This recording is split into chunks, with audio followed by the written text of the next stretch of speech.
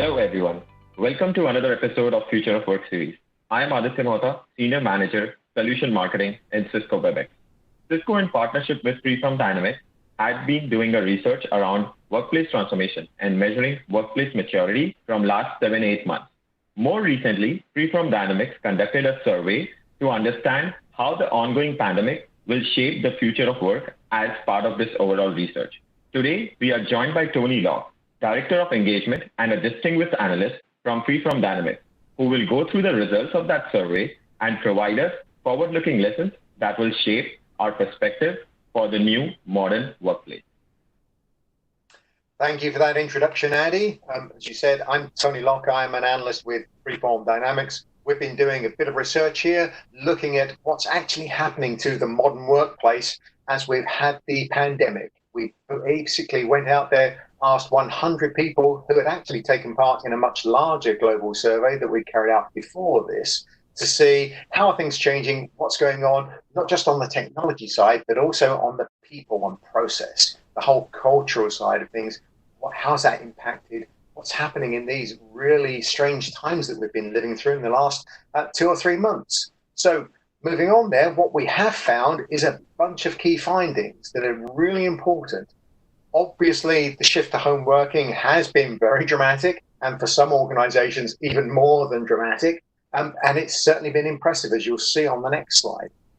But the interesting facts that we've found is that really the response to COVID-19 has gone well beyond that basic crisis management. We've really had to change a whole bunch of things. And a lot of that, as I said, it's not just been around the technology, but about the people and process. But we found here really 6 key findings that sum everything up. And the first one is many organizations for the first time have actually discovered what business agility really means. It's moved from being the management consultants' textbook stuff to being reality.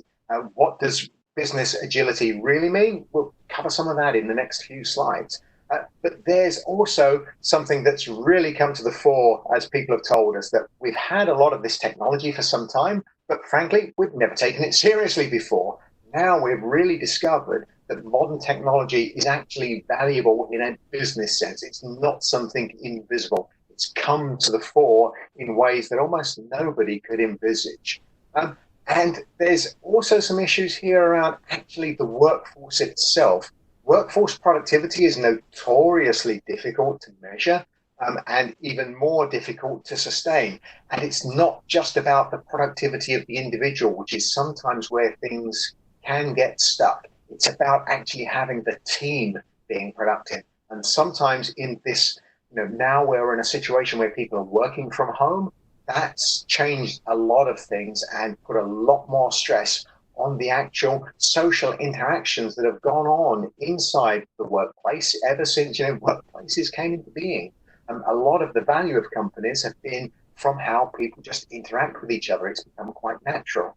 And a lot of the processes that have been put in place over the last 50, 60 years have been very much focused on the office.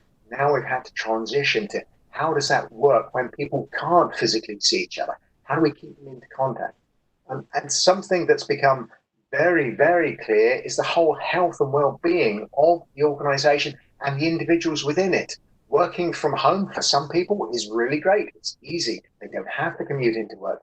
For some others, though, it's much more stressful when they're working in a really cramped environment where maybe finding some space, even to hold a call or do a video call, is difficult.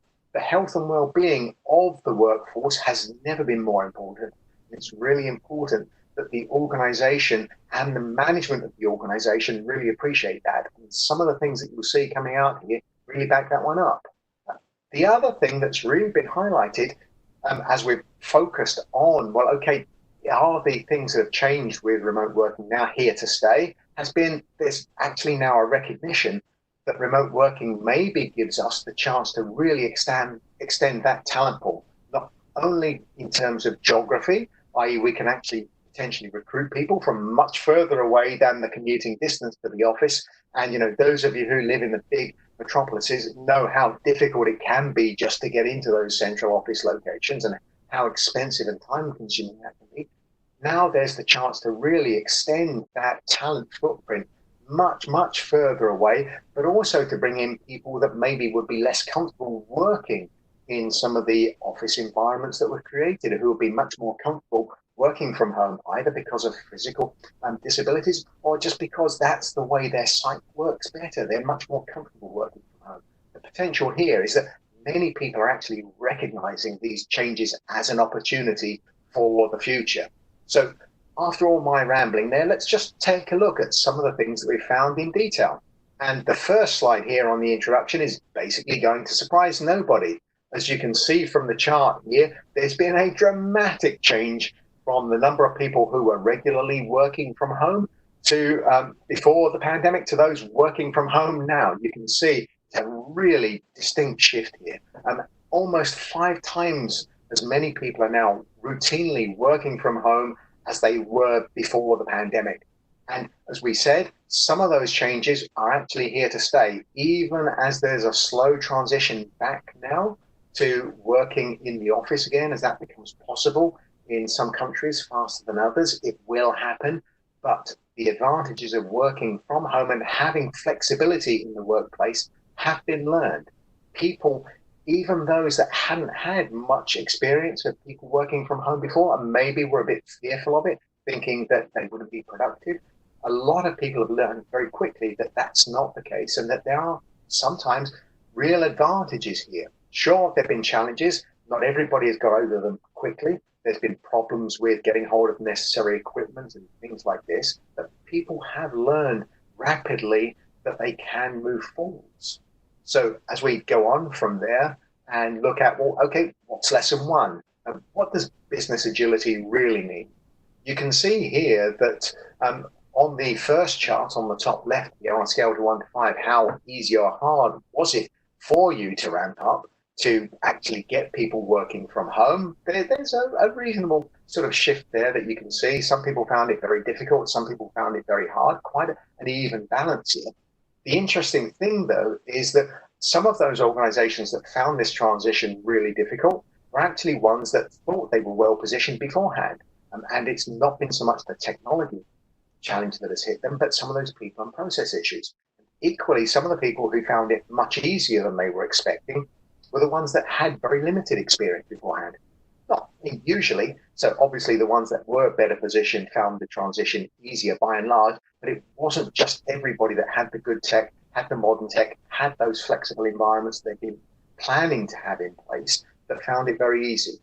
Some people that were starting from scratch got there as well, and some of those that thought they were well positioned found it much more difficult. The interesting thing here is that a lot of this is to do with the psychology of the company. It's actually having people that are comfortable with change. Agility has been really pushed to its limits here. It's actually being comfortable with being able to change things dynamically as really, some very dramatic changes have been required.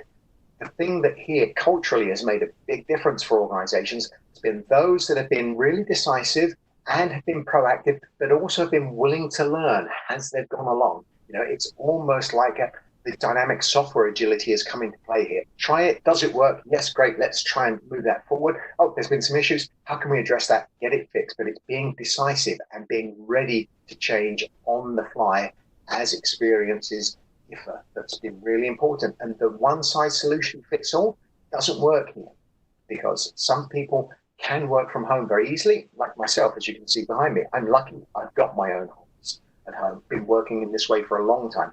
Others haven't had that, and so we've had to be much more dynamic. Can we buy enough equipment for them quickly? Yep, we can. For others, that's been much more difficult to get hold of. And there's also been a lot to do with the whole mindset, as I touched on earlier. And as you can see from some of the quotes at the top there, everything for some organizations hasn't had to change that much. But for others, it's really tested how they were structurally set up. Did they actually have the right controls in place? Because having flexible working is great from some ideas. So you can have people working really early in the morning who get up early, maybe before the children need looking after, and work late in the evening after the children have gone to bed.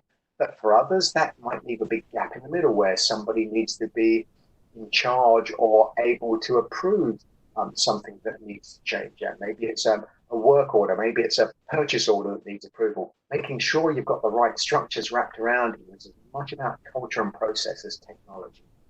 But that working has also impacted how people can actually deal with regulations. We have seen strong indications that some of the things that have happened have been good for now, but maybe people know they won't be accepted going forwards, either by the staff because they're working under stressful conditions, or by the customers because maybe our customer service hasn't been quite as good as it was before, and in these circumstances, people are willing to put up with that. Also, the regulators have maybe put up with things now that they will not put up with in the long term. So there's been a lot going on here that people are having to juggle. But the importance, as you can see here, is to make sure that you're really structurally ready for change, not just for home working, but for change, whatever it might be. Getting things working is as much mindset as it is technology, as I've said, and I'll keep repeating that because it's really important. Having the great technology is essential, but unless you've got the right mindset to actually be able to work like that, and the business be willing to push responsibility, to have people working without somebody looking over their shoulder, that's a challenge for many organizations, and particularly for some middle management that they haven't had to deal with before. So moving forwards, what's lesson 2? Well, actually, probably the most obvious one of the lot, that modern technology really can help you. As you can see, almost 2/3 of organizations, in fact, slightly more than 2/3 of organizations have said that because of the pandemic, they've actually accelerated their journey to using cloud solutions because, frankly, that's generated for them the most flexibility. And interestingly, although much of the marketing around cloud over the last 10 or 15 years has been around, cloud's cheaper than working in-house, the real value that we have found from those with experience, with extensive experience of using the cloud, has been its core value is actually not cost, it's about agility. Being able to change rapidly, being able to scale up quickly, being able to do different things on the fly very, very quickly. These are the things that are really important. And as you can see, almost 60% of organizations say, yeah, we're actually now really using the tech that we've had in place for a long time, yet not quite shelfware, but now we're really using it in anger. I talked to one of the executives who said, yeah, we always had a flexible working policy inside the organization, but frankly, we never took it seriously before. Now we do. The CEO works from home, so everybody accepts that home working is fine. It's the way to go. And the leadership meetings have also had to change. People have realized that they do need to devolve more of that responsibility to people, that their workers can be trusted to make decisions, that can be relied upon to work without being, minutely supervised. This is a big change for some people, but it needs the tech. Without the tech, it doesn't work, but the people and process has to be there. And the other thing that's come back from this, and it's really important, is that a lot of these changes have been put in now, very, very rapidly to deal with the emergency situation. But a lot of people think that many of these solutions will be here for the long haul, even after the return to the central offices begins. The digital workplace has changed, and it's changed almost certainly forever in many, many organizations. So what's lesson 3? Well, lesson 3, as I sort of hinted at earlier, is about the true nature of workforce productivity. It's not just about how individuals work. It's about how the team together can really function and function well without that, intimate contact of being able to just tap somebody on the shoulder and say, how do we do this? As you can see, there's been a lot of challenges that people have experienced on the top left here. And everything from just the disruption to the workflow and processes because they can't quite function in the same way, but also how to coordinate everything, how to keep people delivering to deadlines, some of which are quite tight, even with that customer flexibility that I talked about before. But really interesting here is you can see that a lot of organizations have actually struggled with decision making because they maybe didn't have access to all of the information or couldn't find the right person to tap on the shoulder, say, hey, how do we do this? Have you got fresher input for this? It makes a lot of the things that have gone on before really interesting. And a lot of the people that we've spoken to say that they as an individual actually think they function much better at home because they have fewer of these disruptions, people tapping them on the shoulder to ask how to do this, what does this mean? But for everybody tapping you on the shoulder that's an interruption, that's actually someone that needs help. So getting this productivity of the team together is really important. And making sure that there's that big picture that can be all pulled together around the process as this has had to change very dynamically has been a big challenge for some people. So for some organizations, working from home, working in the office wasn't very different. For others, it's been really much more difficult. And as you can see on the bottom right quote there are some people that really do need someone tapping them on the shoulder to say, hey, are you working now well? That's always going to be the case, whether they're in the office or not. There are others that just get on and do it. And there we've actually found that something that's become an issue, particularly in some countries where work and hours in particular are controlled, is actually stopping people from working. We've had conversations with people who say that they get so into work when they're at home and they don't have to commute, they don't have to catch the last train home, they just forget and carry on working. So that responsibility of managers to make sure that not only are people productive, but also that they're not overproductive for health reasons as well as just general people issues, people management issues, is really important. Because without that switch to say, hey, I'm now not working, I'm still sitting at the same place all the time, it's very difficult for people to get used to that unless there is some ecosystem built around this to keep those interactions going with people, and not just your partner coming and banging on the door saying, hey, it's time for dinner, you've missed it, you're late. That's something that organizations have to get their heads around on how to make this work. And some of those good practices are beginning to arrive. But now, what's the fourth lesson here? Well, it's right into what we just talked about. It's lesson 4, the essential nature of that social interaction. People do miss talking with people, even if it's about the football results, even if it's about the latest things that have been happening in the town, even if it's about politics, whatever. People like to just have an interaction. What did you see on the television last night? Without that, strangely, productivity falls off. So just trying to keep those teams together when they're no longer physically together has been a challenge for some, and it does need special work. It does need attention. And this is something that some organizations have actually got their heads around. They're organizing just social meetups for people. So water cooler type chats or coffee chats where people just get together and have a chat about the films last night, what they saw, anything. And these are important. They actually do aid productivity. They're not a distraction. They're not a waste of time. Face-to-face social interaction are what people need. Without that, they're robots. And people still are not robots today. We haven't got artificial intelligence on everybody's PC working. This is something that's probably undervalued in many organizations, but teamwork means teamwork, and teamwork needs team members to be able to feel they're part of a team and want to be part of a team. So moving on slightly then, so what's lesson 5? It's into people again. It's about the future of health and well-being. And we can see here, as I mentioned earlier, that 3/4 of organizations report that their employees can find it really hard to maintain a balance between work and home life. Keeping that going is incredibly important.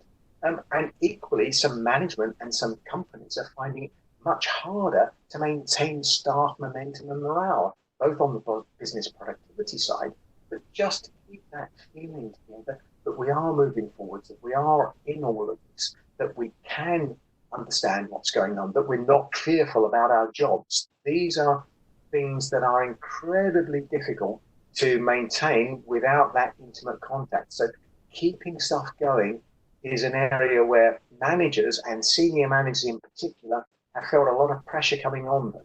And you can see here that some of the employee well-being and work-life balance has received increased attention from some organizations, but a large percentage of people think that that's probably only going to be a temporary thing.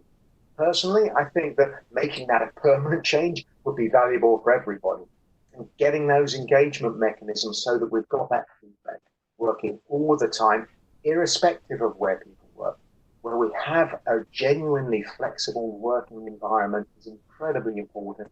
and can deliver great value to organizations. Again, some of the quotes there are really important. You can see that we're all human, we're all being human first now, and instead of, second, third, or maybe not at all. I think that there's going to be more emphasis on the individual health and mindfulness. And that is certainly some feedback that we've had both from the survey results, but also the 10, 11 interactions that we had with executives, just having a chat about how things are going face to face. It's something that, again, is probably undervalued in many organizations.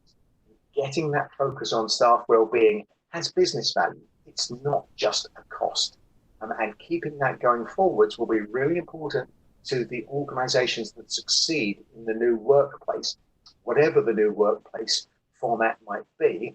We'll find out, to their benefit. And those that don't make a success of it, well, the consequences will be clear. So moving forwards then, lesson 6, what I touched on right at the beginning. Many people are seeing that there is now the chance to extend that talent pool that we can employ people from within.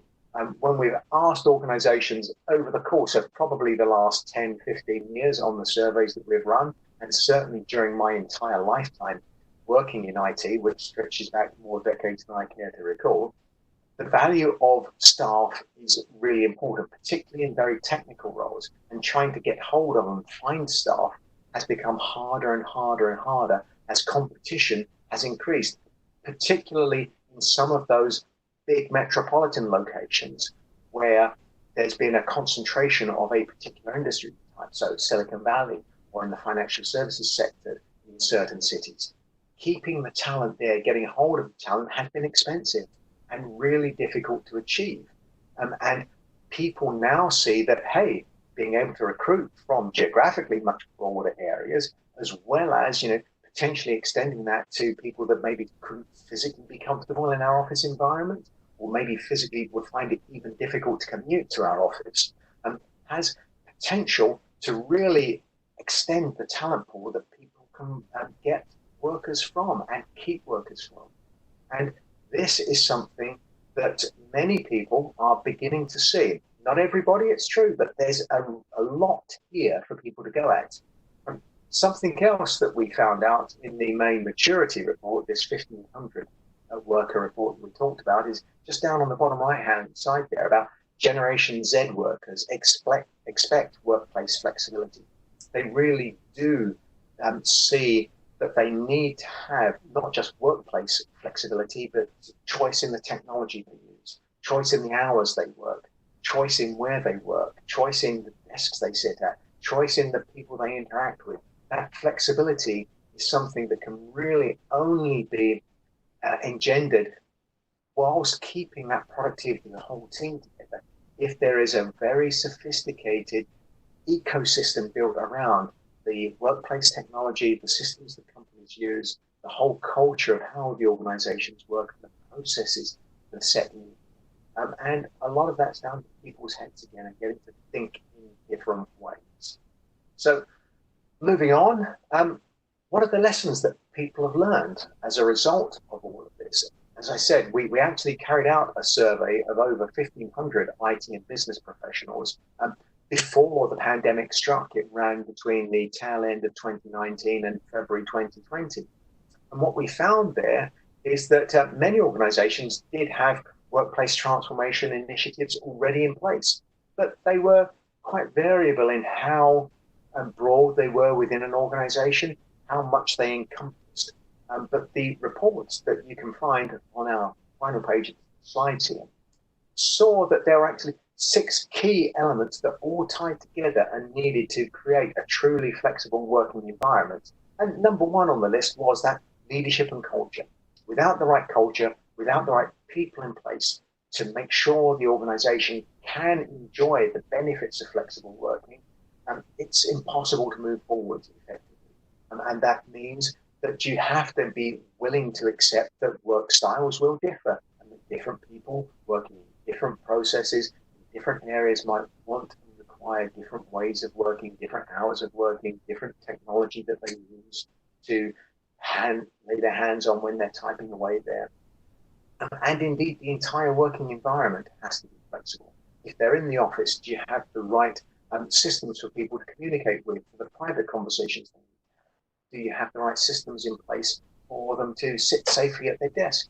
If they're working from home, can they work in a healthy fashion, as we talked about earlier? Have they got the right desk now that they're sitting maybe at the kitchen table for 6 hours a day, 7 hours a day? Health and safety here is really important. And getting that working environment in the office, working from home, wherever somebody is, has health issues, has productivity issues. Get it right, productivity goes up. Get it wrong, productivity is negatively impacted. And of course, it needs the right technology and solutions wrapped around that. That's clear, that's obvious, we all understand that, but it's something that needs to be looked at in the whole. Sure, security and assurance and governance come into play across all dimensions: people, process, tech, the systems we use, cloud systems, everything. That's almost taken for granted, but it's a key element in this jigsaw that we're assembling here. And the last part is about visibility and insight. How well are people working? What's wrong with them? Can you help them? Can you encourage them? Do they need more training? And do they have the right technology? How can you actually see what's going on so that you can make the right decisions from the workplace, never mind from the business itself? And we all know how difficult it can be sometimes just to get all of the information you need, even to make a business decision. That's an important one because there's so much information spread in so many different places. And now, with people working remotely and cloud being used more and more, getting that visibility is really important. But the most striking thing that we found in this survey is that being good in 1, 2, 3 of these isn't enough. You really have to be good in all of them to build a truly dynamic, a truly flexible, truly agile workplace. You have to have good elements in all of these areas. Being good in one doesn't work. Being bad in one can be enough to significantly impact everything else that's good the organization is doing. So that flexibility is something to go for, and it's something that many organizations were working well towards, and we created also a workplace index. So if you wish, you can go along to the link here and see, well, how do I measure up against these questions that everybody answered in the survey, and see how to move on from that. What areas do I need to focus on to improve the way my company works? So with that, we basically finish the survey, finish the report on the survey that we found, and the key findings all stand. Technology is really important. Process, of course, is important, but culture and mindset are equally important and equally valuable. Get them right, and you can build a genuinely flexible workplace that will work not just now in the midst of the health crisis, but in the future, come what may. So with that, I'll just leave you with a few links on the further reading slide, going to this report that we created on the modern workplace, and 2 ebooks going through some of the changes that have occurred during the pandemic. So with that, I'd like to say thank you very much for listening to me, and I'll hand it back to Adi. Thanks, Tony. That was a great lesson that will help us shape our future of work. Read the detailed report and other surveys that we have conducted at futureofwork.webex.com. Join us in a couple of weeks for our next episode. Thanks for listening.